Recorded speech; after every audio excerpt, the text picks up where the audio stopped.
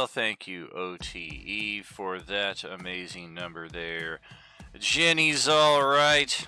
And thank you, friends, for joining us here for this, I would say impromptu, but I did kind of call attention to it like 7 hours ago in our home base. But welcome to the 100th Meridian, where the Great Plains begin. I am your host, Tragically HP. No game on tap for tonight, but this is one of those rare blue moon events where we will discuss some basic mechanics for Roll20 as well as 5e, and I will try to remember to clarify this at least every quarter hour while we're doing this, and hopefully the people who need to hear it are present in our chat. Yo, what's happening? Dr. 22. But yes, hopefully the people who need to hear this information are present to hear it, and or those of you who are here can pass it along to them in our Discord home base. First reminder though, and I will put this in the form of a question: are we using the new PHB 2024 mechanics? Yes or no? If your answer is yes, you couldn't be wronger. So that's our first heads up right there. Correct, there is no game scheduled for tonight. Our Thursday game, all of our games run bi-weekly, so the Thursday game is actually next Thursday. This week was our Monday something. I forget what all we fucking ran this week, but it was Wednesday that we ran, and then we have Friday running this week. But yes, here we have an attempt at some organization. Let's get rolling onto this. Well, that doesn't help anybody. Guess we're going to need a new window capture. There we go, beautimus. Alright, so that's what we're looking for. This is the Wednesday and Thursday table that they share here. And I have some NPCs that I need to craft here, so I will use them as an example of how to build your character sheet on Roll20 using the Character Mancer, and additionally how to use some of the tricks here on Roll20, specifically the ones that are of importance to us here in our gaming community.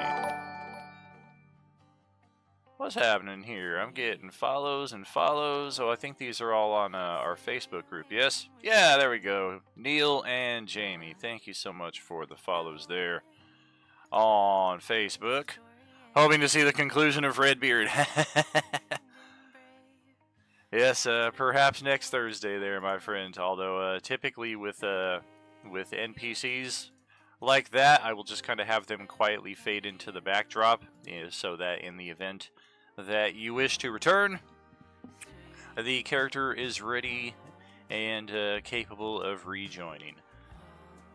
Okay, so this is the map that we left off on last night. Still the existing initiative tracker in place. That's not entirely important. Of course, an ad pops up. You gotta love it. Womp womp. So let's go back here to the starting page. This is where we will need our stuff, and I think Revolver Rick is who we're gonna start off with. Is there a... launch Character Mancer, level 1. Beautiful, alright. Definitely thought there was something like this. So, if you've not built your character in Roll20 before, this is the preferred method. Whether you're experienced or a newcomer to it, the Character Mancer, I find, generally will take you from A to Z, and usually in a very, very quick setup here. And you can see just how many races, or species as they're calling them now. I've been playing D&D for 35 years, so forgive me if it takes me the better part of a decade to get used to that change. And it's not an indication of my character. I hope that people do not decide to do 2 and 2 equals 5 in that respect. I'm just very much a creature of habit, and a case in point is the will save. If you remember 3rd edition D&D, they had the Fortitude saving throw, the Reflex saving throw, and the Will saving throw. When we converted over to 5e, it didn't take much for me to eliminate Fortitude and Reflex because you have your Constitution and you have your Dexterity saving throws.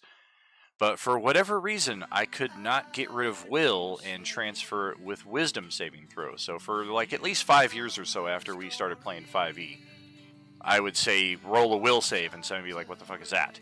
So it takes a while for these changes to ingrain themselves in me, and that's really all it is. But here we have all of these different race options, and I'm going to give y'all a heads up right here as well. After listening to our replays of the past 24 sessions, as well as recollecting some of the incidents that we had in the Coalescence chapters 1 through 3 when we were merging Star Wars with Final Fantasy with D&D, the Cobalt Press material, it may not be long for our games. And this is something I'm thinking I'll have to pull the trigger on sooner than later, because the longer that we sit with it, the harder it's going to be to pull away from it. Right now, we've all got level 2, maybe level 3, maybe level 4 characters, depending on your subscription status, your Beskar Buck redemptions, what have you. But creating or recreating your character to do without the Cobalt Press material will be far easier now than it will be later. And this is strictly done for sanity, I would say, because we've encountered it on at least half of the occasions when we implement a Cobalt Press spell primarily. Some of their races and their subclass features leave a little too much room for interpretation, in my opinion, but when it comes to spells, it's insane. Some of these spells just have no attack roll, no saving throw. Some of them are very much just like, you do this and they take this, which is somewhat antithetical to TRPGs in general. There are some spells that simulate that effect. Some people would say, well, Magic Missile is you just cast it and it automatically hits them. And I would say there's also a first level spell that gives you a reaction to automatically counter that. Some of the spells introduced in our Cobalt Press material do not have the same countermeasures in play. And beyond that, there are just too many examples of the spell gets dropped in the middle of usually a pretty tense combat, and then on the spot I've got to make a ruling, and it's always kind of tainted by the current vibe that we have going on at the table. So when I say it comes down to sanity, that's pretty much all it is. I don't want to have to keep pausing the action to come up with rules, interpretations that really should have just been put in there to begin with. Anybody that's ever designed their own spell for any edition of D&D knows the basic principles, like, are you rolling to attack, or are they rolling to save? Or is it one of the rarer combinations where it's both? Very seldom is it neither. It's just you cast and they take. Like, I've never really seen that, aside from, like, a power word kill, which it's a 9th level spell. So, some justification for it being that groundbreaking, that rules breaking. Having 1st and 2nd level spells that simulate that effect just on a lower damage level, like you just decide to hit them for 2d8 damage. It's a bit of a stretch for me. So I have considered putting it up to a poll. I have equally considered, all due respect, fuck the poll. I will make the decision myself. I put the material into the game, and I can likewise take it out, especially since, and I've been very careful about doing this, so we can give ourselves a little pat on the back there. I've always said the Cobalt Press material is subject to playtest, so it can be removed at any time, and any time maybe sooner than later. So here we are with our Revolver Rick. We are using the Charactermancer. Arm Ripper, what's going on there? You should see if you can change your Twitch name to Skull Crusher. Change it for the campaign season here. Likewise, a lot of these race options here, and this is really the only area that I struggle with removing the Cobalt Press stuff. I like all of the race options, and very few of them have I found to be particularly game-breaking. It's mostly the class features and the spells, and maybe to an extent some magic items, but I don't know that we've really delved too much into the magic items of Cobalt Press.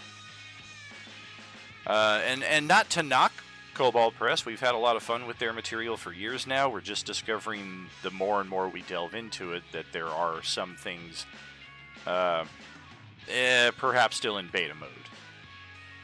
So Revolver Rick is human, PHB human. And we're going to go a little spoiler here. Alignment is... Where will it stop? Nobody knows. Is it going to be... Oh yeah, he's straight neutral. Okay. So, languages, we have Common. For him, that means English, because he cannot speak Common. He does not get access to any of these other languages right here, despite the fact that his character kit allows him to have it. There's just no excuse for him to have any of these languages. Perhaps at another point in time, if the character evolves and has need to pick up a second language, usually that's just a hand wave. We don't tend to be like, well, what's your maximum number of languages? Like back in 2nd edition, if you remember that, they had a max number of languages that any character could learn. And I almost always do standard human, +1 to everything. Some people will bash that. I say it's pretty damn cool. And then we go to next. And Revolver Rick. Give him Spanish. Yeah, right. Hey, the bot said you leveled up to level 4. Very cool, very cool. I believe the last level that I attained in the server was level 69, so pretty cool in that respect. Alright, so he is a... I'm thinking we're going to go Ranger with Revolver Rick. Skill profs. I think Perception, Survival, and I think he needs to have some measure of insight. It's never not funny.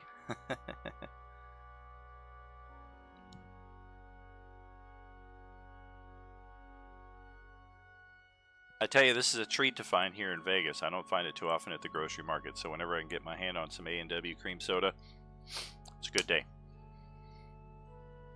Even more so if I have some vanilla ice cream and can make a float out of it.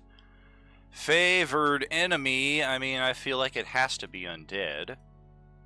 And the favored enemy language, there's really no undead that he's going to be able to learn how to speak. Likewise, it's giving him bonus languages that he really has no means to learn. Natural Explorer, this is what type of terrain?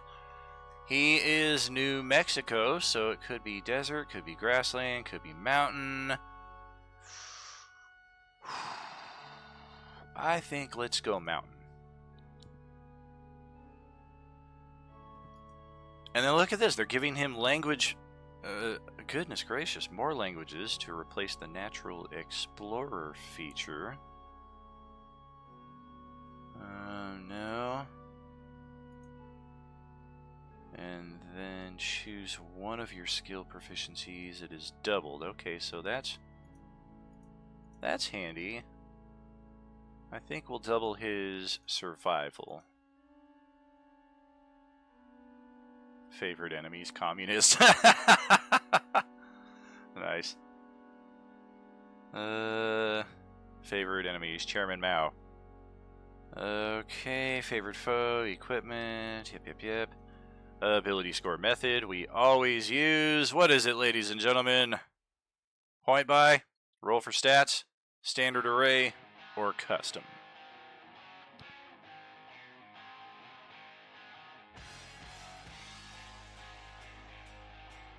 That's right.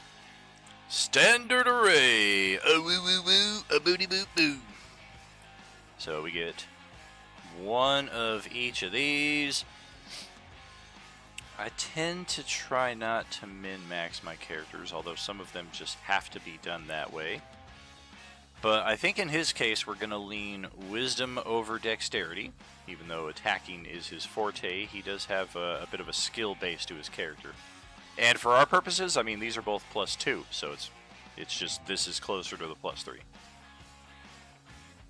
And now, I think Charisma has to be the dump stat. If you've ever looked at his character token here, he is not the handsomest of the handsome. Why always standard array? It keeps us all on the same page so that you don't have one player who rolled a bunch of 10s and 11s for their stats and one guy who was like, I got 18, 18, 18, 17, 17, and 18. And yes, even though nobody saw me roll them, it's completely legit. I rolled them last night at 2 a.m. with my dice. It was the hottest thing that ever happened. You have to let me use it. Standard array keeps everybody on the same rough playing ground here, and then of course whatever upgrades you decide to throw at them thereafter is all fair game. So con, intelligence, and strength are what we have left. I think con will be needed. And then strength, I guess, let's put the 10 in strength and the 12 in intelligence. So yeah, he's going to be a little smarter and wiser than he may appear to the average bear. Choosing backgrounds, likewise, this is something that's going to likely alter some of our existing characters, as many of these backgrounds, Midgard Hero's Handbook, like any of these that are MHH, are likely to get removed. DM is Dark Magic, DM Volume 1, Dark Magic Volume 1. There's so many of these that come from the Kobold Press material.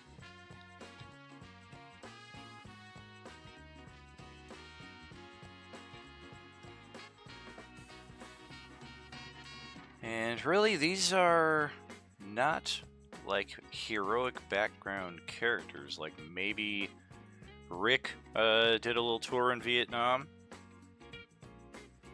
I really don't even know what's up with Tasha's custom lineage. Is there any reason why it wouldn't remain the same?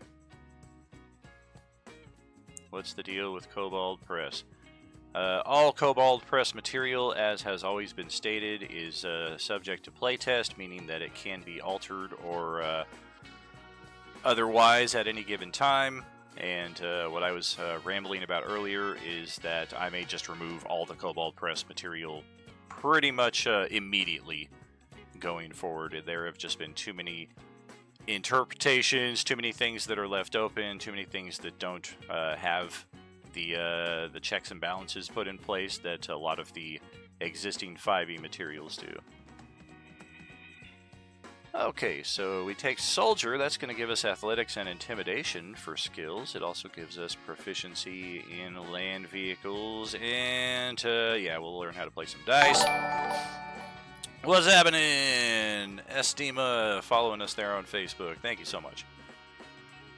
A specialty.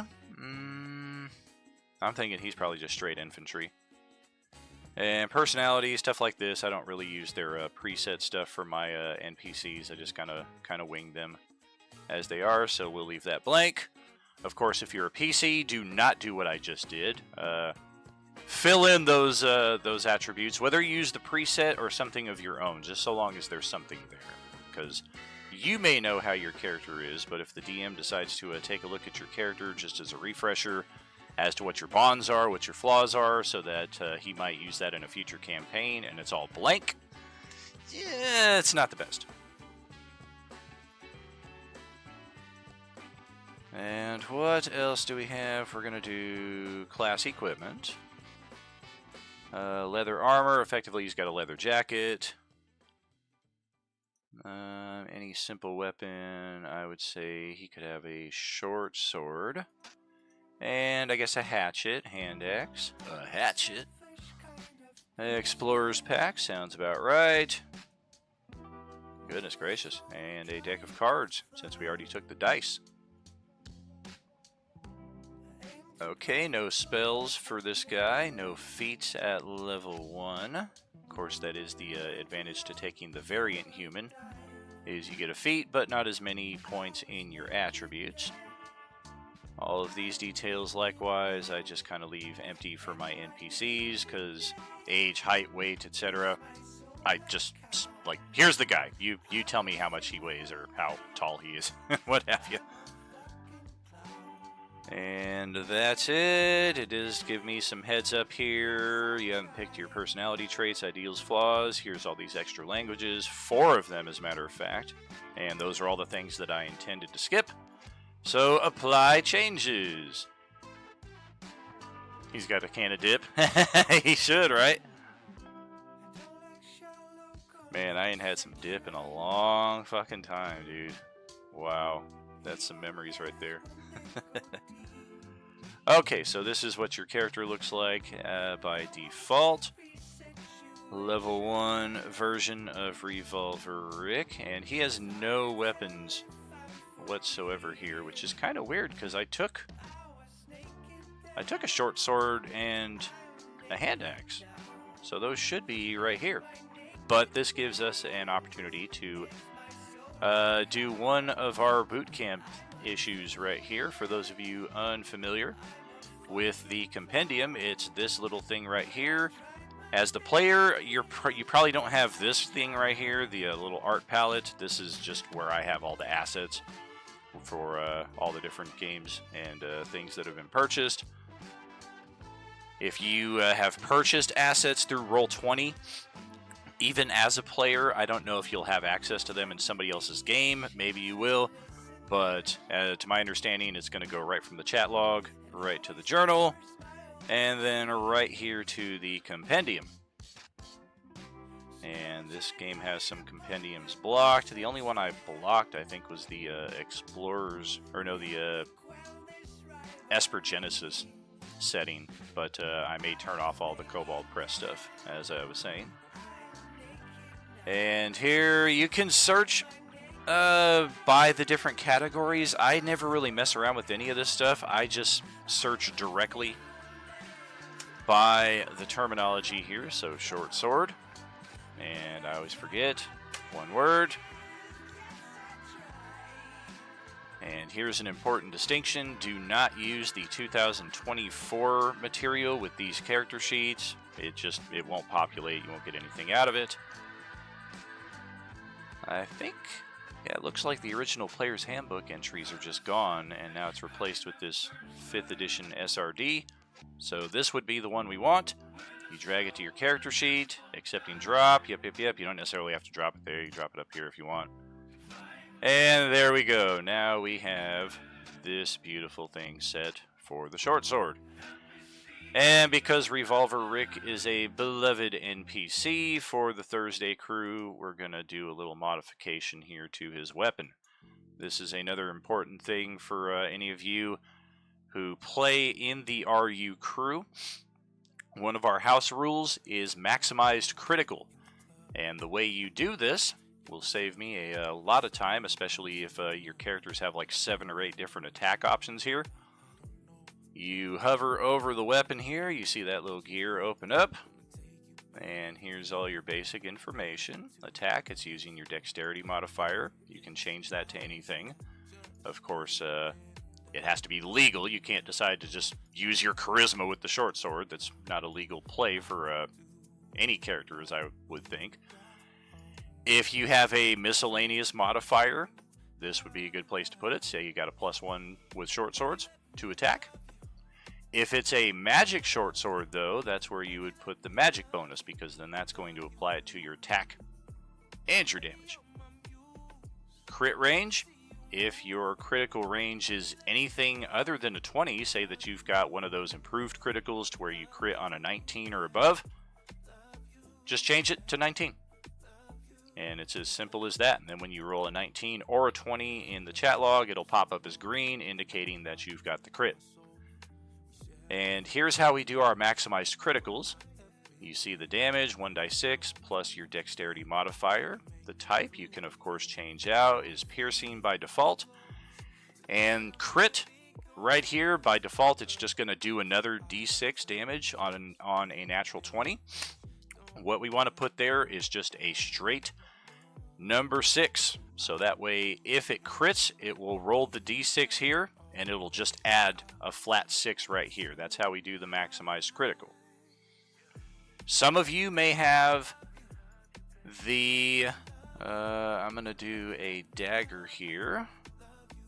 This is another important one that a lot of our characters have. Dagger +1 from the DMG or the 5th edition SRD. I'm guessing this will probably be replaced with 2024 once the DMG comes out for that. So I will probably end up using the SRD one here just to avoid any future complications.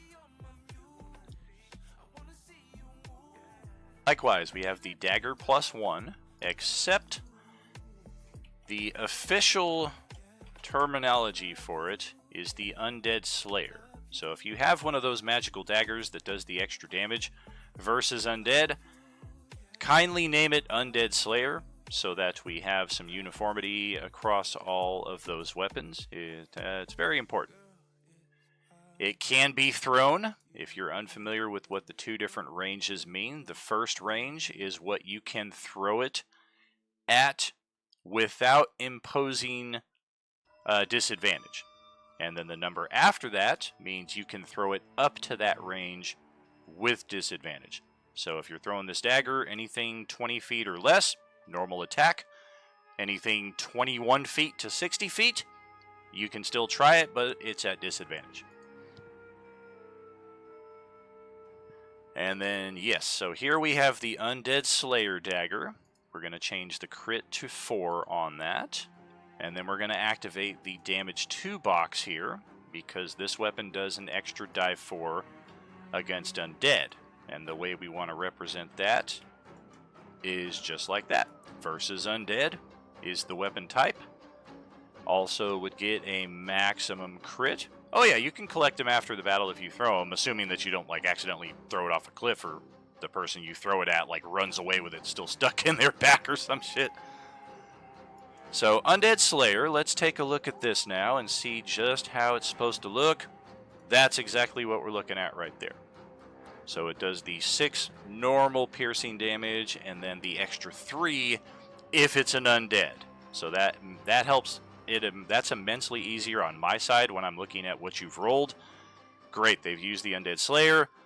I know that this is only applying versus undead, which 90% of the monsters we've fought so far have been. But if you're the Sunday Night crew and they have fought primarily bandits with automatic weapons who are trying to take their shit, the Undead Slayer is perhaps not as useful. Those daggers so far have only been given out as a prize for a specific trivia, and then one table has found one of them in the course of play, so there will be others uncovered as treasure. But for right now, the only way that anybody got their hands on one was by answering that trivia a few weeks back. Okay, and then he likewise had the hand axe. Easy drag and drop, just like that. Go into here, change the crit to 6. Should be all we need to do. And now, another important one. They don't let you copy the attacks, unfortunately, so I need another. Fuck it. Let's do. No. Let's do it this way. Yeah, let's stick with the original idea. Okay, so another dagger +1 from the SRD. And then we're going to change this to Undead Slayer with the orange peeler. So if you happen to have this badass weapon and you have the orange peeler feat, this is exactly how I want these attacks plugged in. There has been a bit of misunderstanding so far as to what always crits means. It doesn't mean you can't miss. You still have to hit their AC. What I should have specified is all damage is considered critical damage. Not every attack you swing is considered a crit. Okay. So we do that, and on a crit it's going to do 8. Okay, and then damage 2 is that, and versus undead. Okay, so once we pop that in, let's spam here. Yeah, that's what we're looking for.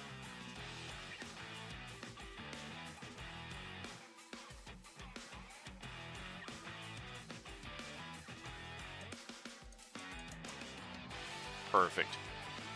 So the way this orange peeler feat works is that any attack that lands is going to be considered a critical hit. So that's why the damage is a die 4 plus 4. So it's always considered to be doing a maximized critical hit on any attack that lands. Likewise, for the versus undead part of the damage, it's also getting the plus 4 for the maximized damage. Now here, we've rolled an actual natural 20. This is what I meant when I was saying the other night, is that you can actually crit the crit. Because this is a normal attack that, assuming if we had hit a 14 AC here instead of a 12, that's 15 points of damage from a dagger, which is just insane compared to some of the damage that other people are swinging. Roll a natural 20 though, and now you've done 16, 24, 31 points of damage here off of the same dagger because you have the Undead Slayer with the orange peeler feat.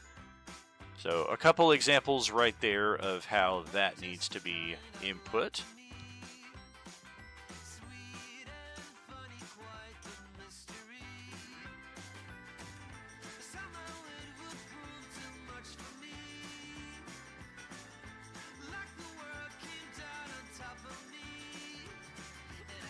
Let's see, I had all these ideas in my head while I was driving around earlier today of what I was going to go over.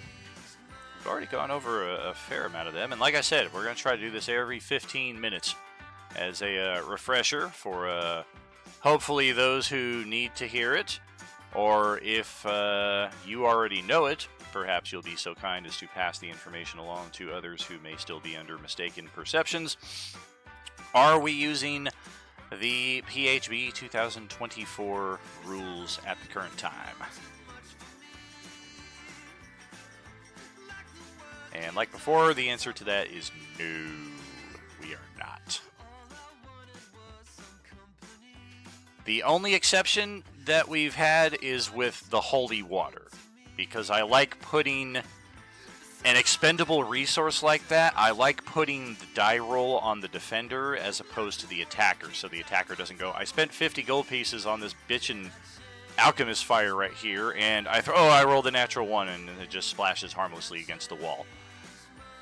At least the way it is now with the 24 handbook is you're definitely hitting them. It's just, do they make the save to avoid it, or are they going to take the damage? So that it really takes the stress out of your hands, which is something I like. That's the only thing from the 24 books that I've implemented so far.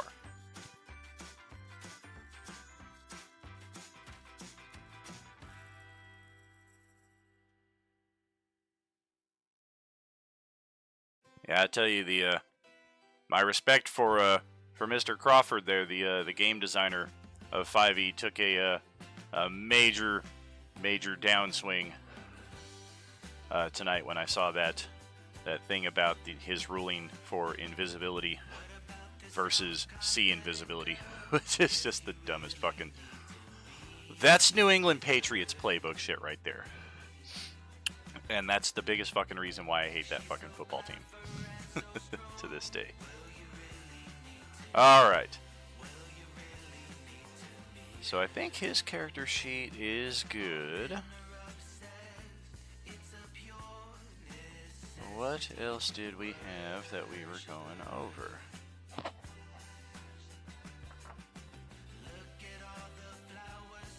We got compendium. What about our roll20 features? I wanted to go over this stuff right here.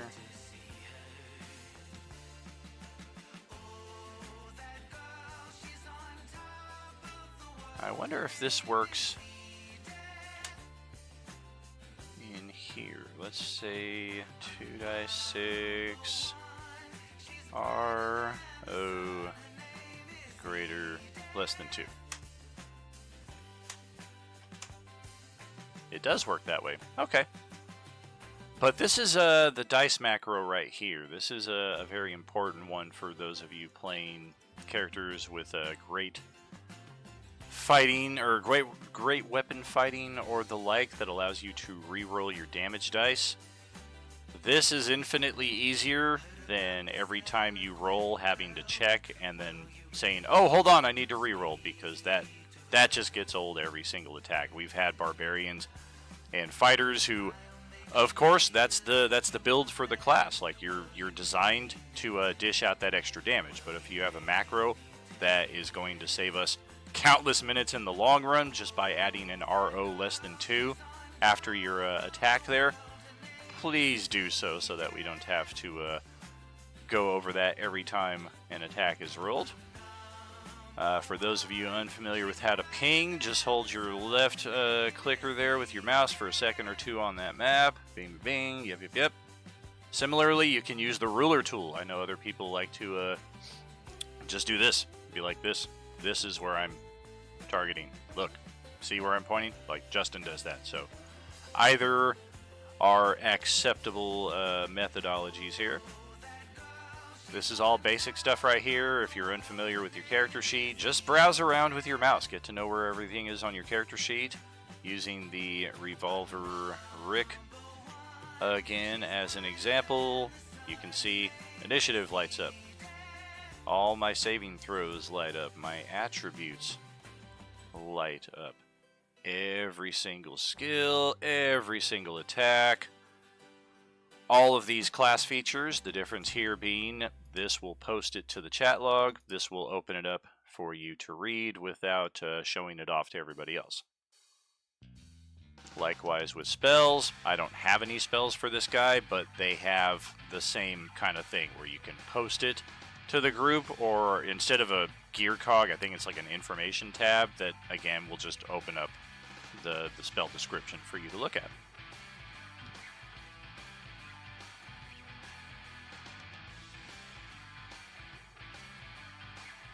And yes, the compendium is the perhaps most valuable feature. I do need to update this handout, but I've held off on updating it because I need to copy and paste it over to the other game pages as well when I do so. So once I have the inclination to do so, you all know what I mean though. Technically, you don't even need to know what the icon is. If you just leave your mouse there for a second, it'll kind of like pop up with the what it is. So, compendium, and we've already been through this a few times tonight. You can drag and drop items directly from your character sheet. You can look at all the magic items, the spells, the rules, monsters. Don't look at the monsters unless your character is the type who transforms or has need to actually look at that kind of stuff. And yep, we've seen the accept drop from compendium box right there.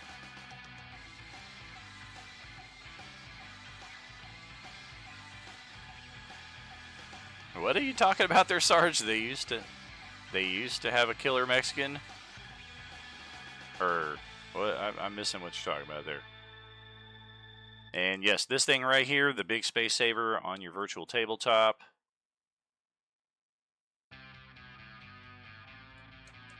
Yes, indeed. Some of the weapons will do that, and that's an important one for Revolver Rick here.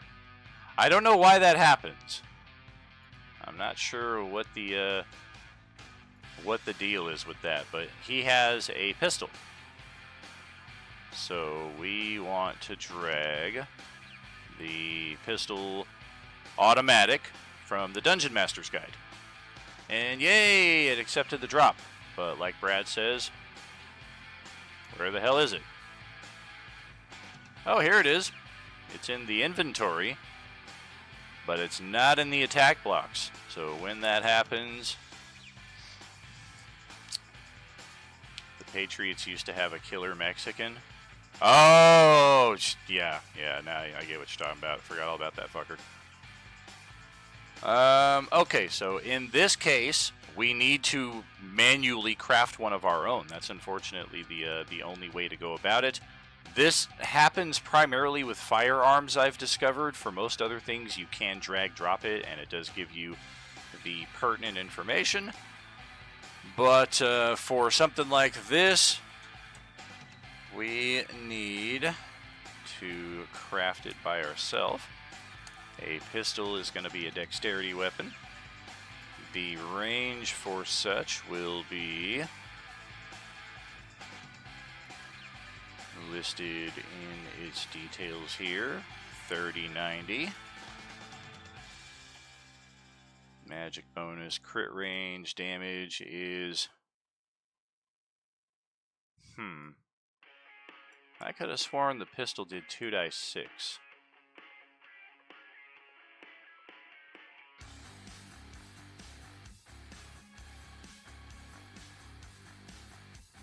That's kind of cool. Look at that with the new PHB setup. Gives you the full illustration and all that.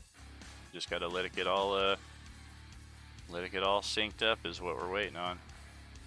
Yeah, the laser pistol does 3 dice 6.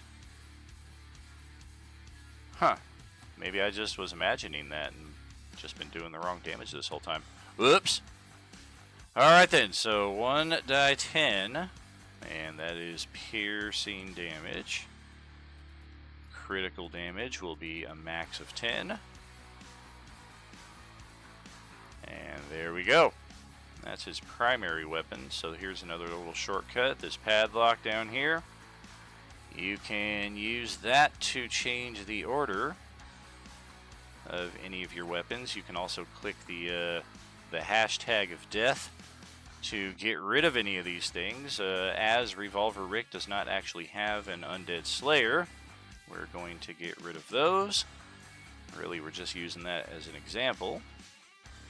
And here's his automatic pistol. Yeah, that's about how he's been doing.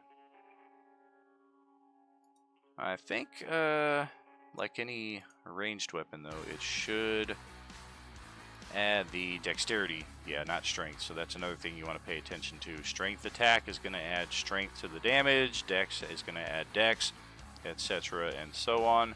Very few, if any, exceptions to that.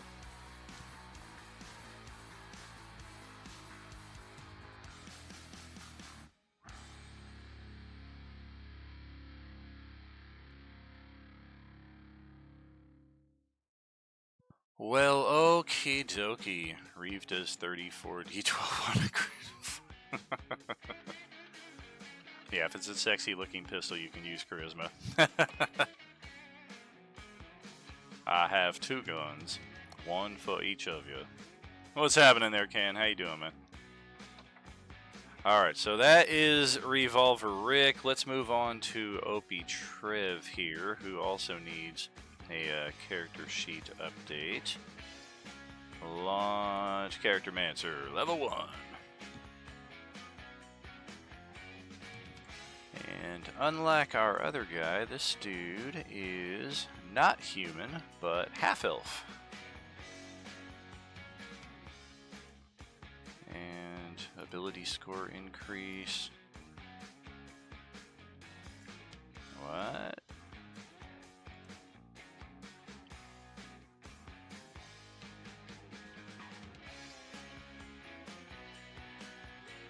Intelligence, dexterity, yeah, that's all good as it is.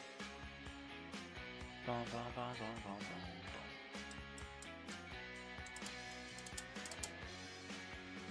bum. Yeah, a little late on the custom origin there, but I see what you're talking about there. Scrolling up in the chat. Ability scores going to backgrounds, it would work. Yeah, I mean, I'm not going to answer any questions. I'm not even going to try to theorize like how this mechanic is going to mesh with a PHB 24 ruling right now. That is probably reason number one why the answer to are we using it is no, because I am not prepared to script 7 tables worth of adventures and also try to handle theory crafting on the side. That's not my deal.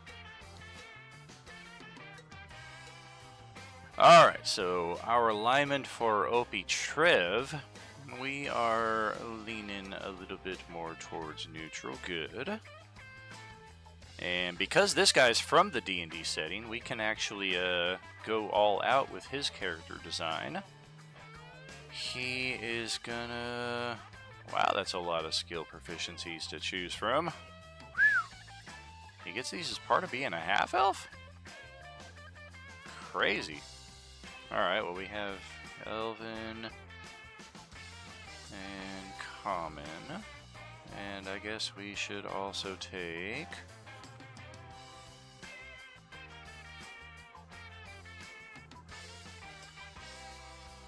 Man. Fuck it. Dwarvish. And then skill profs. Let's go nature. And yeah, I do like medicine. We'll do that. Boom, boom, boom.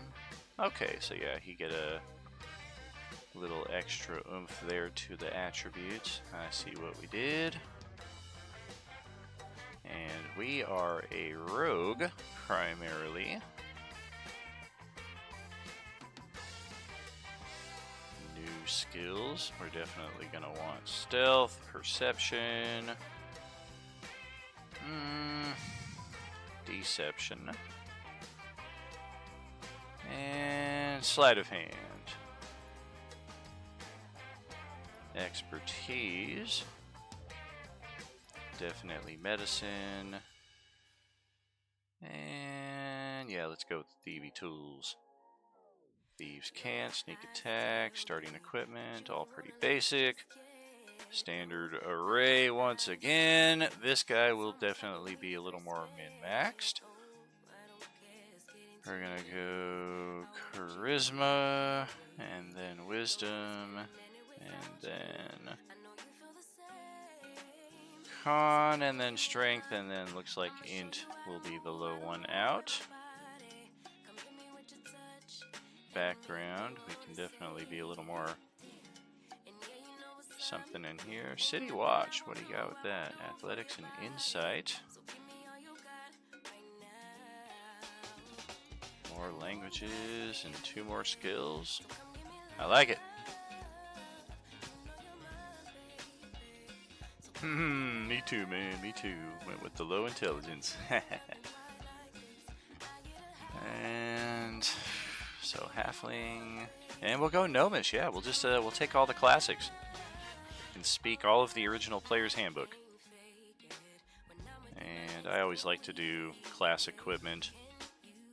Back in my teenage years, they didn't have this as an option really. You just was like, here's your starting gold, and then turn to this chapter and buy all of your equipment. And there was a lot of excitement in going about that, like deciding what you would need and what you didn't, as opposed to having a preset pack that just gives you everything you need. But yeah, nowadays, especially for an NPC, I'm not about to spend that kind of time. Let's go short S word, even though the rapier is the more mechanically optimized. And yes, short bow also. It's not always about optimization. Although, it's like fucking Obi-Wan when Alderaan gets destroyed. Except the GM, when he makes that comment, I heard a strange noise as if every player suddenly cried out. And yeah, in protest would be the appropriate fill in there. It's not about optimization. What are you talking about? And yeah, we didn't pick our personality and stuff. I know kind of what I'm doing with him. And Opie Trev is one of our few NPCs who has attained the lofty level 2. And as I stated before, he is multi-class. So here is a valuable delve into this right here. It's a little complex, and it's real easy to accidentally double level if you're not careful. So I'm going to not level in Rogue. So I want to turn that to 0. And then I do want to multi-class. And then you choose your next class. And we're going to go with Ranger. And then we do want to put a level into that one. If, unless they've changed things, this would just always be set to 1. So now I would technically be going up 2 levels here, which is not what he's entitled to at this stage. And for my part, I never do the average hit points. I always roll, so let's see how that goes for us. Hey! Worked out in our favor. Okay, so we get 10 hit points this level. And everything else as is. Then we go to next. Here's what we get for being a level 1 ranger. Some additional proficiencies. We get another skill. Oh yeah, typically like 1 out of 3 rolls will be above the average for me, but even still, I'm old school. Wow, this dude has almost all of the available skills: investigation, animal handling, or survival. I think we'd better go animal handling. A favored enemy. Yep, we did this with Revolver Rick. It's got, well, I think we're gonna go human, and of course, what elf doesn't like to get their digs in on a dwarf once in a while? Favored enemy language. Well, we've already gotten that for both of them. I guess orc would be the next traditional classic language to take. Natural explorer, elf, of course we're going to go forest. Wow, this dude's going to be able to speak every language under the sun. 2 more languages. And note that I'm trying to stick to the PHB entries because a lot of these are from Cobalt Press, so I don't want to fuck around with those too much. Sylvan, that sounds about right. And then we get a expertise in another skill. Last time we took medicine. This time we'll take perception.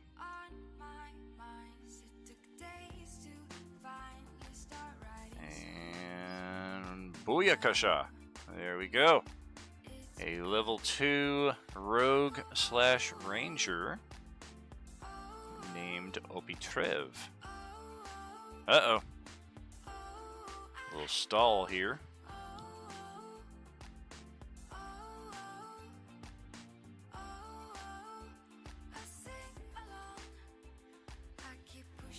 I know some players have had that issue before, and typically it saves even though it doesn't show that it did. Oh, it's going to stick us back here. Okay, well, we'll try this again.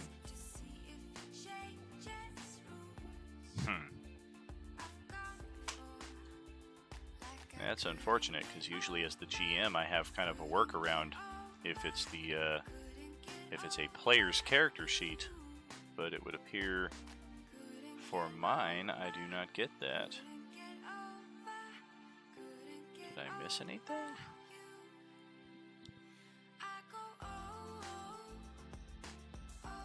Didn't think I did. Oh, this looks all kinds of effed up now. Okay. There we go. 3rd time's charm. Rogue 1, Ranger 1, everything looks like it's lining up okay. Do we have any armor?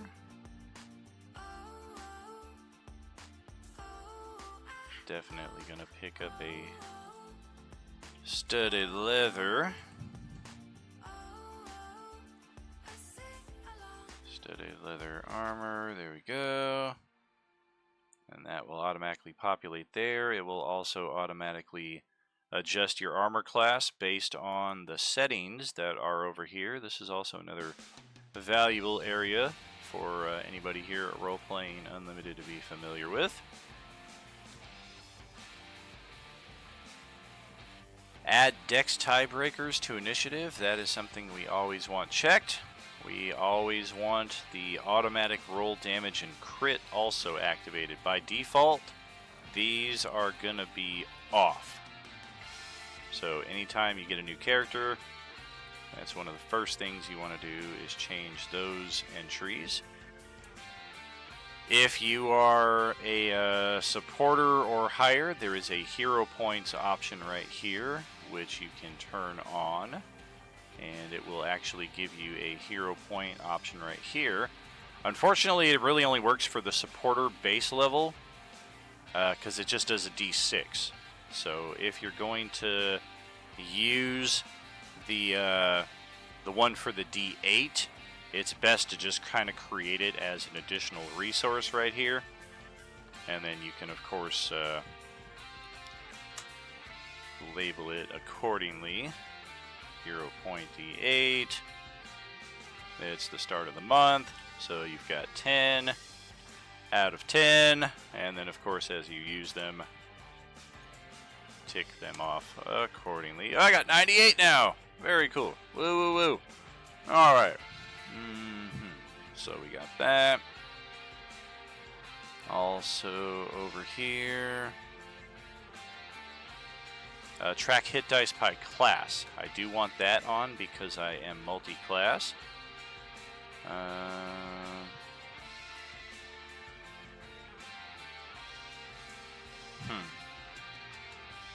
Weird.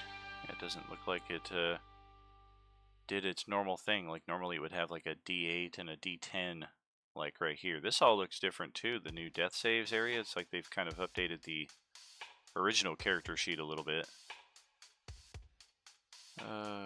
Okay. That's all fine.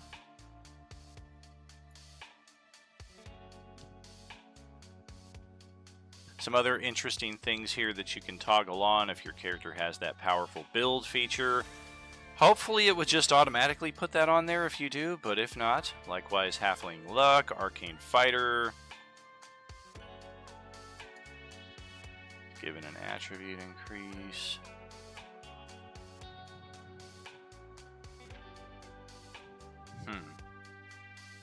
Yeah, I've not seen that one before, but you can always, if it doesn't automatically adjust it in the Character Mancer, I mean, it's as simple as now I have an 18 dexterity. Can always just manually make those adjustments. That's one of the easier ones that you can finagle right there. Very cool. And then, yep, if you take additional classes, they will be represented here in the multi-class box. Additionally, if we ever created a custom class, here's where all of those baseline details would come into play here. If you have extra spell slots for whatever reason, I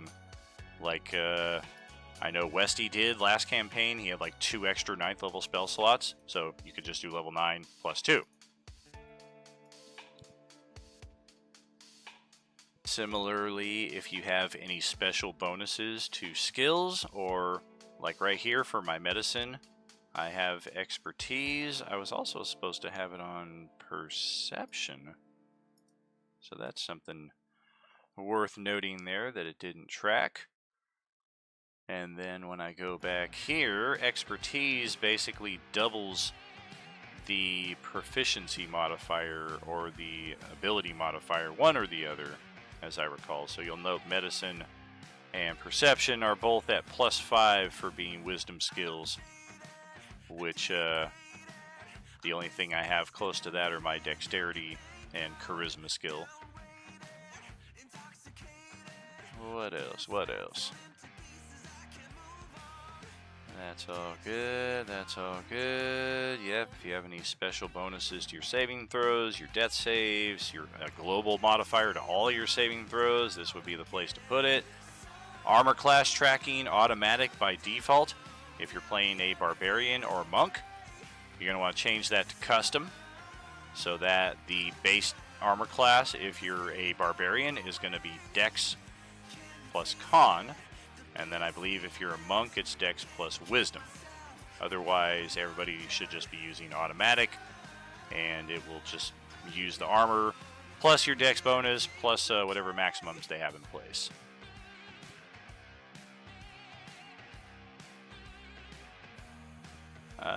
Definitely don't get attribute bonuses every level up. I know fighters get them every even level, but no class gets attribute boosts every level. So that might be part of why it didn't track. And otherwise, I think that is good for this character for now. The sneak attack right here in the center. This is another thing, like if you have a Barbarian Rage or a sneak attack, turn that on. And then, hey, this guy didn't get any attacks either, and he had a short sword and a short bow. So there's the short sword, short bow, the OG. Uh-oh. It didn't take. Try again. We might have a lag. It's going to give me 2 short bows here in a second.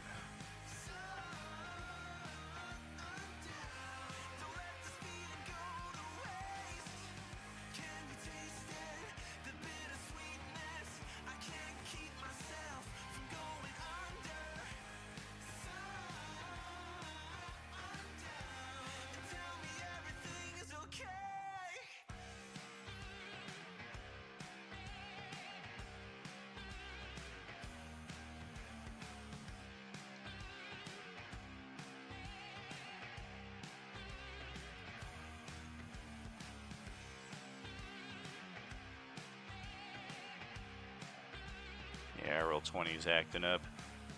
Rolling a little slow here right now. Just want to see if I can get this short bow in place before I forget. In the worst case, I'll just add it on next session.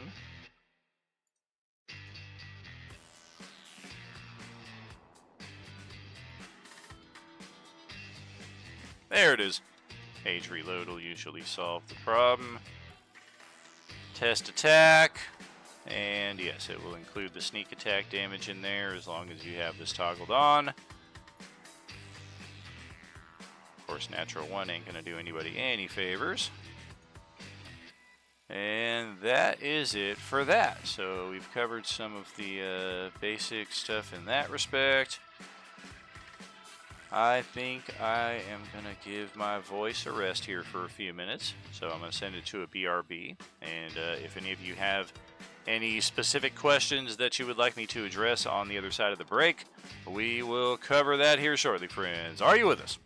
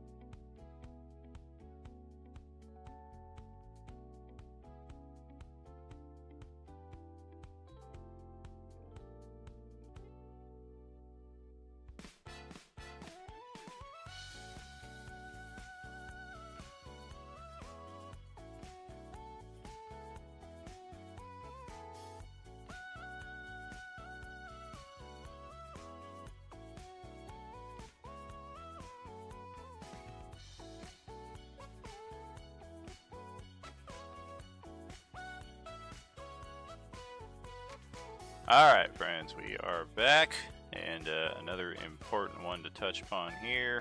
Yes, Arm Ripper sent me a DM here during the break, and I had to do quite a bit of delving to find the answers to that, and that will be an important thing to address here going forward. One important thing to take note of is man, how do I say this? So it kind of goes without saying that any GM that's running 14 games per month definitely has not a whole lot of free time, I guess would be the way of saying it. But beyond that, in addition to running the games, of course, I host the community, I put up these trivia contests, and things of that nature. So it's very important when I do a trivia contest and I announce the winners of such and post what the rewards are, and I'm very specific about what the rewards are, and I almost always pin the results there as well so that they don't get buried in chat further on down. And just as quickly as I hit that pin message, that information evacuates my mind, because I'm on to the next thing. I'm on to what's the table that I'm running tonight, what's the next trivia bonus that I'm going to try to put together, what's the next homebrew feat that I'm going to put together.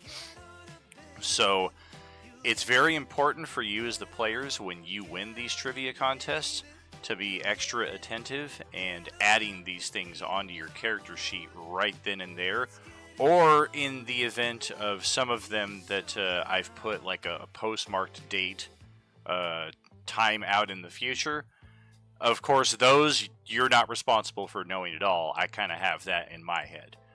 But Skull Crusher here won a very, very juicy trivia here just last week, like 10 days, 13 days ago. So it was the mutated Agent Orange virus trivia question that we ran here. And the rewards for anybody who got this right, Arm Ripper was one of them, included a Phoenix Down. So I'm going to look on here.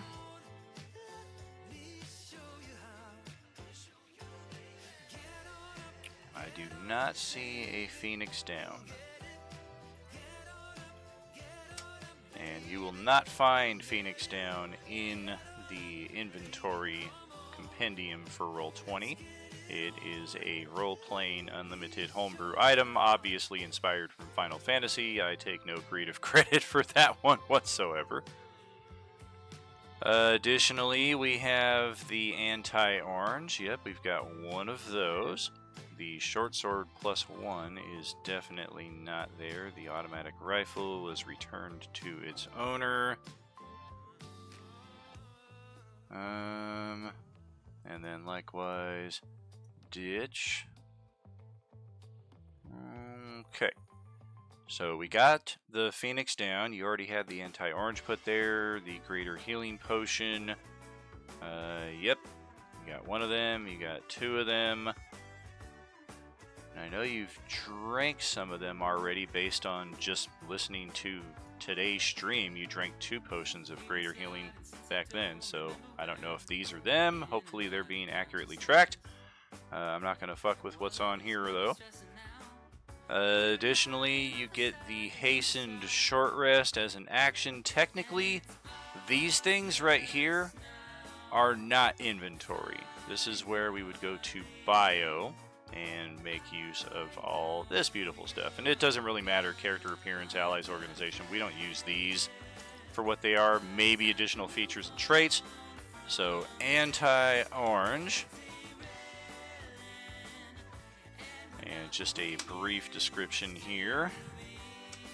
Negate an orange attack that will drop you to 0 HP. Additionally, you've got the hastened short rest, takes 1 action.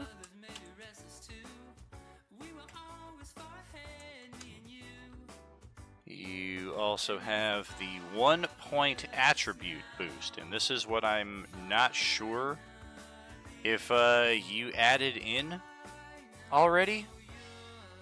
You were talking about adding an attribute bonus earlier, but that was like supposedly for a level up. So did you get your 1 point? He did? Okay. And that is also something we want to add here. Do you happen to remember which attribute got the boost?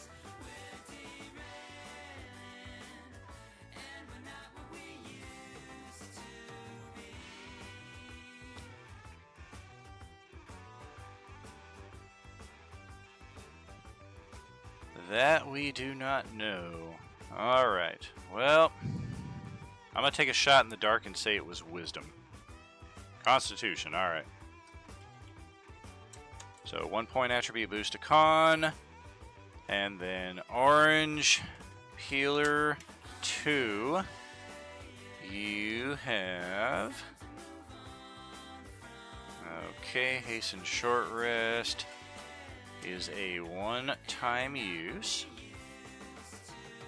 Attribute boost may not raise above 20. We got that. And this is limited to 3 uses. But it expires on Halloween. So we've already got less than 30 days to use these. No sense holding on to them, trying to optimize a use for these. We've got enough people who got these orange peeler 2 feats. You might as well just have fun with them and use them. Do not stash them like you would any kind of expendable in a video game. You'll just be disappointed because they'll expire. We should be able to figure out stats working backwards from it, but I'm really hoping to not have to do that. And then this would be trivia rewards from 9/24/24. This is how specific I want your character sheets to look. If I ever have a question as to where did you get this, why do you have this, because like I said, once I give it to you, tracking it is on you. It's posted. I frequently go back to Sean Connery in Indiana Jones and the Last Crusade. I wrote it down so that I wouldn't have to remember it. It's written there. It's pinned. You've been tagged. So copy it, put it onto your character sheet, be as specific as possible as to what you have and where you got it. And then likewise, down here, we also had, I think I put this one in the announcements channel because that hype train was freaking amazing. And yes, Arm Ripper got, I think I did that in whatever chat. I think I did those rolls there the other day.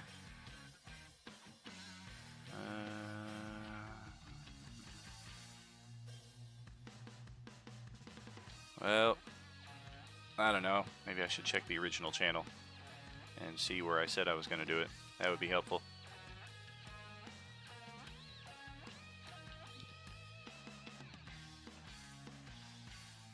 The weirdest thing happened in Facebook last night, too. I had a guy reach out to me based on a post. What the fuck is a punth? A post that I put up back in August, looking for players for the Monday night table. And he's like, I'm very interested. I like what I see, and I'm also interested in your Sunday night table. I'm like, I didn't post anything looking for the Sunday night table. And so we start going through the initial recruitment process. I'm giving him the lowdown, giving him the link, come join us, make sure the vibe checks out for you and everything. And during that point is when he figures out that our gaming is on a bi-weekly schedule, and he's like, I'm out, not interested. I was like, so you knew all of these things about our schedule, but you didn't know that we were bi-weekly. That's pretty strange. All right, whatever chat. Yeah, I did do it in whatever chat. So where is it? I guess this isn't that important, but this is just how much of a stickler I want to be. And since I'm already here doing this, I want to just show you how we want this to look. Alright, so there's that. Beautiful. Okay, so 926. So this is a hype train reward. And I don't think we can really do any like bold with this, so I think maybe I'll do this like an all cap just to differentiate the section. And this was a bonus level up. 5 inspirations. These do not expire. And then back here on the core section, you got 5 potions of supreme healing. You did mark those down. So what we want to do here is ditch that, ditch that, ditch that. And then that all looks legit. Yes, indeed. And yeah, it looks like you've applied your level up, if I'm not mistaken. Because party level is 2, your annual bonus would have given you up to level 3. And then there's 2 ways possible to get to level 4, either through that hype train, or if you saved up enough Beskars to do a level redemption, technically you could be as high as level 5 right now. So there we go. That's it right there. That seems to catch us up. This right here is fucking amazing. That's straight up MJF right there. That's how I coped and healed a lot last year, man. Sometimes you need a little fucking self-confidence and a little ego to push yourself forward. I'm better than you, and you know it. It's fucking awesome. I love it. Sometimes you need that shit, man. Sometimes you do, man. As small-minded and as like fucking just cringy as it can be, like sometimes the way the fucking world treats you, man, sometimes you gotta do what you gotta fucking do to get yourself a smile for that day. Nice, he went random with it. Totally cool. Alright, so here we have all this. Yep. We've got da-da-da, little spoiler alert there for you guys here on Monday, Tuesday, and Sunday G2.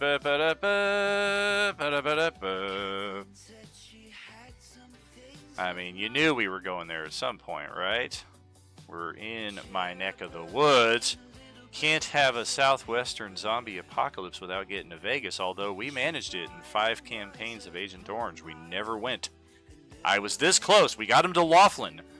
And we were planning on going into Vegas, but it was not a campaign that we ever saw through to its conclusion, unfortunately. This time, though, we will see.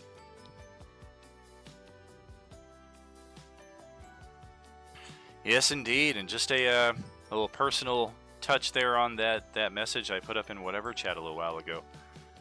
This is, this guy was like, oh man, it sucks because it goes from one extreme to the other. Like the people who come here and like they're just here for the gaming, they kind of participate in the community, but they're not like ingrained in the family, I guess would be a way to say it. They're typically very communicative in, hey, I gotta take a break, I can't game anymore, things of this nature, I found another table, whatever the case may be. It's the people who join in and are like just fucking, like everything is glowing and there's sparkles and there's rainbows and butterflies and hearts and all of this emotion attached with the community that I and we have put together here. They show up. If you guys remember the original community standards that I edited back this January, like it had a lengthy bio on how important Role-Playing Unlimited is attached to the memory of my father and how I find it disrespectful the way that some people choose to treat the community, because I kind of see it as a slight on his memory. These are things that I later edited out because I had a few people who joined the community who were like, yeah, I know way more about you than I ever needed to, and we haven't even shared a tabletop yet. But this guy who left today was exactly the opposite. He was like, I found it very refreshing that you opened up and shared so much of your personal story. I feel like I know you that much more. And honestly, I'm kind of on that same vibe as well. Like, I feel like we could be really good friends and really good brothers. And he immediately joins 3 Tables, becomes one of our tier 3 supporters. He becomes one of our Discord supporters. He starts boosting the server. Like, he does everything that can be done on the supporter level, the connection level, the bonding level. And then, unfortunately, real life shit happened last December, and he had to pull out of the games, and completely understood. But every few months, I would reach out and just be like, "Hey, dude, I'm thinking of you. Just letting you know, you're in my thoughts, you're in my prayers, and I hope life is treating you better right now. And if you ever want to talk, I'm here for you." And never got a response, but I would still keep reaching out every few months. And I reached out like 3 weeks ago. Similar message, just a, "Hey, thinking of you, hoping all is well." And then never got a response to any of these messages over like the last 8 months. And then today I get the notification that so-and-so has left the server.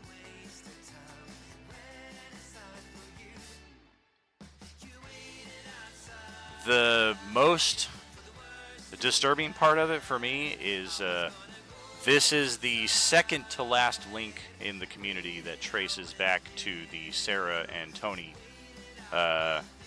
incident from a few months ago, which a few of you know the finer details of that. Many of you are just like, who the fuck are those people? Which, good on you. You're not missing anything. But for those of you who did know the finer details of that and know how it has kind of traced from that date to this current point in time, this isn't the first connection from there to here that their perception towards me has just radically changed to the point where they start ghosting. They stop showing up to games. They stop attending the streams. Like, they're not part of the community anymore. And then they eventually just ghost and fade away. So I want to say the paranoid side of me is looking at this, but how many times can it happen before you stop thinking that it's coincidence and you realize, like, something is really going on? Like, obviously, some people don't like what we're doing here. They don't like the fun that we're having, and they want to try to fucking smear that and hurt me in any way they can. Yeah, I mean, it sucks to lose friends, but we've got a lot of great people here as well. It sucks in this particular case because I am endlessly naive in that, especially with this guy. I never thought that he would just up and leave like that. I kind of suspected that our time gaming together and that bond was kind of gone, like, unless he just came back all of a sudden. But I definitely saw, like, okay, this era is over, but it doesn't mean that everything has to end necessarily. Like, our entire connection was not just about TTRPGs. Like, we kind of bonded over some other things, had some real chats.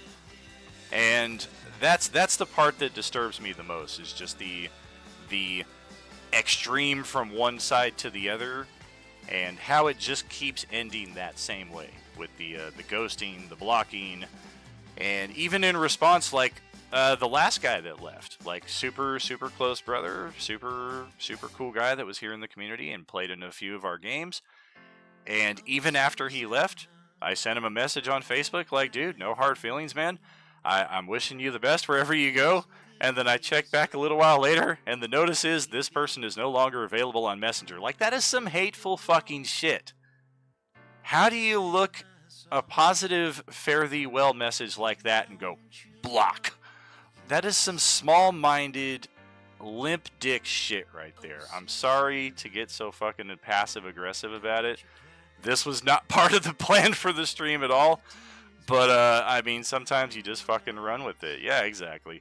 It's not even that big of a loss to the community. It's more of a personal loss because just in the last year and a half alone, between people who have been in my life for a quarter century, who chose mommy and her Eclipse of the Fart game over what we had going on here, Other friends who've been brothers for 25 years at my wedding who just decided to sever connections because our streaming platforms didn't necessarily see eye to eye. Like, I didn't realize there was that level of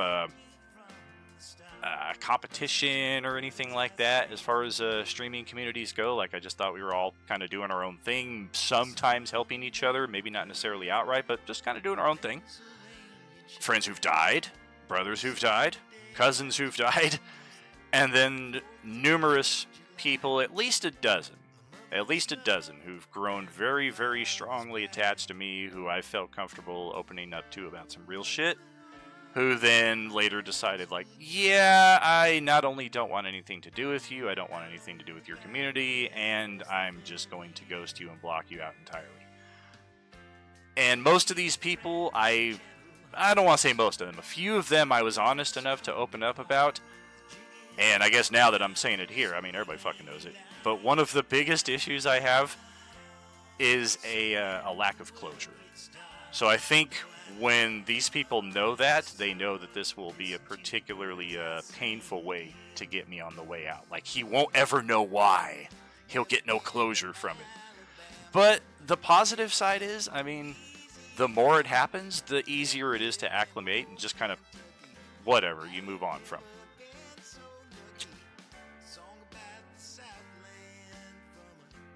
Maybe so. Some of it is on me, for sure. But I think some of it is also people are being real on both sides of it, like they're being honest and genuine on their initial approach, and then they're being borderline just cowardly and shady on the way out, is how I see it. Doesn't invalidate their approach, doesn't validate mine. Doesn't validate theirs, doesn't invalidate mine. It's all just how we see things. And I am appreciative for those of you here who are, I mean, some people just don't know how to people, and that's part of our community as well. Like, TTRPGs don't necessarily draw, like I said, the strongest and the most stable people emotionally and mentally. So I take that into account as well. And just one thing that I keep coming back to is that it does get easier each time that it happens. As much as it sucks that it keeps happening, it's part of the lesson.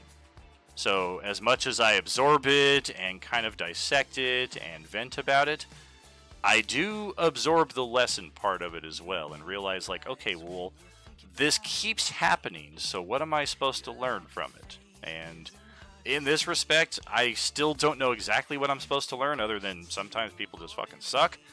And I need to not take it so deeply. Like, I can take it inside, but maybe not so deeply that 3 days from now I'm still just like, man, why the fuck did he leave? So that's the compromise. That's the middle ground. And, well, I really don't know what else we're looking at here. We did our boot camp. We did our basic mechanics. We went over the compendium. We went over character creation stuff. We adjusted one of our characters as well. Want to make sure. Yep, we did. Okay, Kurt is right here now that we're on this page. Surprise, surprise, Kurt has a bard level, but he really has no idea that he can cast spells, so that's going to be a fun little thing going forward. And I may have to remove all of his spells here, because, yeah, it looks like they're all Kobold Press spells, and somehow one of them is a level 1 and a level 2 spell, and he should have no level 2 spells at level 1. Just part of the Kobold Press problems.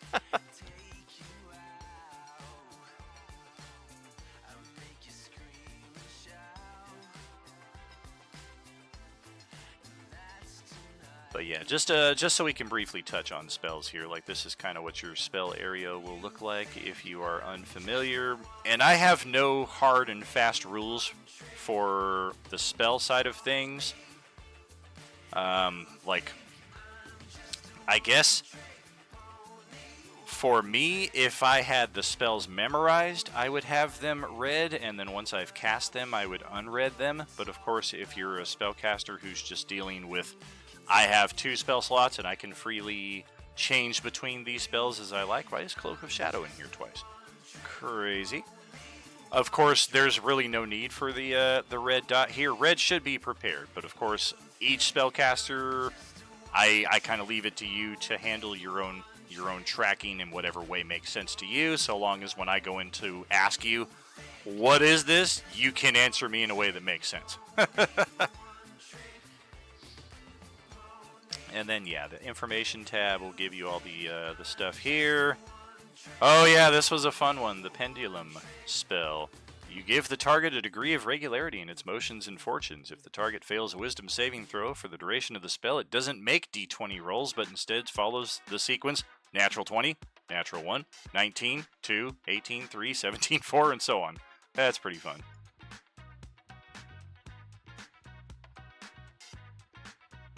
There is, absolutely. Yeah, there's definitely a limit on how many you can totally cast. Like, if you're in his situation where you're a bard, you don't have to prepare the spells. You have 2 slots, but which of these 4 spells are you going to cast? Likewise, you can get rid of spells by clicking that little padlock thing. You can also readjust them, but I believe by default they're going to show up alphabetically in your spell tabs here. Sorcerer, I believe, also works the same way, where they don't have to prepare. You just have a limit to how many you can know, and you can cast freely from that until you're out of spell slots. I think wizards are probably the only ones who have to actually prepare, and then clerics maybe have to prepare, but they also have some fluctuation, if I remember correctly.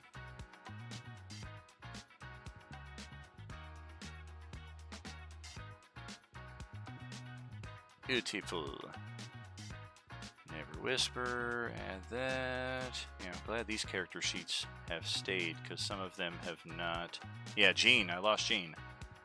What about Pete? I lost Pete too, yeah, some of these went back to the default, because I think I was fiddling around with that jump gate thing at the time when I was messing with their character sheets, so unfortunately, womp-a-da-womp. We got our extras there. Grateful for you guys stepping in. Handouts. Deck of riddles. Well, yeah, we'll cover that with one of our tables here. Dealio spell components are as pretty much as rules as written. As long as there is a spell, as long as there's a gold piece cost to it, it is a spell component you need to acquire. Otherwise, it's something that can be substituted with a component pouch, arcane focus, or the like. Even banishment. Although, once again, after seeing Jeremy Crawford's ruling on that invisibility versus see-invisibility spell, I'm definitely a little less hesitant to accept all of his rulings as gospel now.